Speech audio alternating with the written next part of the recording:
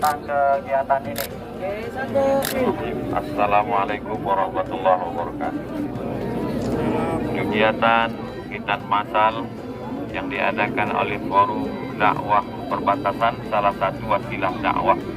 Mudah-mudahan saudara kita yang sudah diberikan hidayah mendengar tausiah, lalu kemudian berlanjut mensucikan dirinya dengan berkhitan.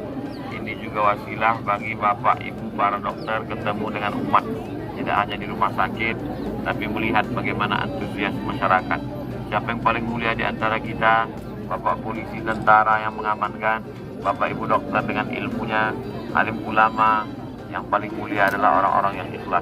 Mudah-mudahan kita beramal karena Allah Subhanahu wa Ta'ala.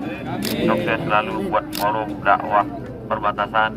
Mudah-mudahan apa yang kita lakukan ini bermanfaat buat umat dan bangsa, mencari ridho Allah Subhanahu wa Ta'ala. Terima kasih. Wassalamualaikum warahmatullahi wabarakatuh. Waalaikumsalam.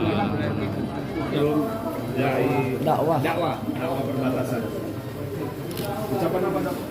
Terima kasih untuk penyelenggaraan ini. Mudah-mudahan kita kedepannya dapat menyelenggarakan hal yang sesuai dengan